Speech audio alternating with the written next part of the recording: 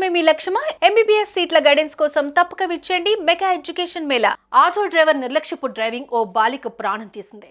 కాసేపట్లో స్కూల్లో ఉంటాననుకున్న అమ్మాయి కాస్త వ్యక్తిజీవిగా ఇంటికెళ్ళింది. బంగారు భవిష్యత్తున్న ఆమె నిర్లక్ష్యం కారణంగా ప్రాణాలు పోగొట్టుకుంది. కుటుంబ సభ్యులకు కన్నీళ్లు మిగిల్చింది. ఇంతకీ ఏం జరిగింది?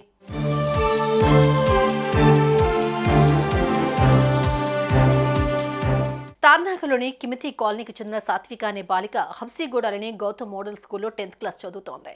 ప్రతిరోజులానే ఆటోలో ఇంట్లో నుంచి స్కూల్కు బయలుదేరింది. కాసేపట్లో స్కూల్కు చేరుకుంటామనేలోగా ఘోర ప్రమాదం ఆమె ప్రాణం తీస్తుంది.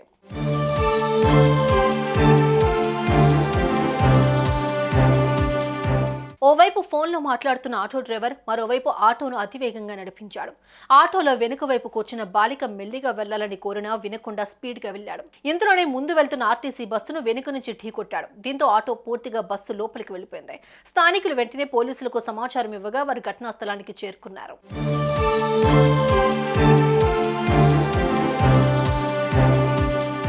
విద్యార్థిని ఆటో డ్రైవర్లను బయటకు తీసేందుకు ప్రయత్నించగా అది కుదరకపోవడంతో క్రేన్ సాయంతో వారిని బయటకు తీశారు.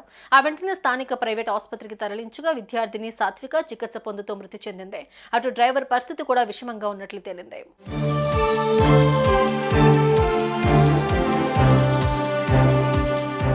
ఘటనపై కేసు నమోదు చేసుకున్న పోలీసులు దర్యాప్తు చేపట్టారు. విద్యార్థిని తల్లిదండ్రులకు సమాచారం ఇచ్చారు. వారు కాస్త ఆసుపత్రికి చేరుకుని కన్నబిడ్డను రక్తపు మడుగుల్లో చూసి బోరుమన్నారు.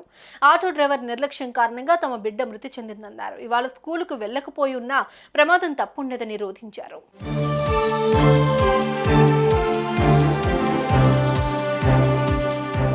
ఆటో డ్రైవర్ నిర్లక్ష్యం ఇప్పుడు బాలికను బలికొంది. ఎంతో భవిష్యత్తున్న సాత్విక అందరినీ వదిలేసి వెళ్లిపోయింది.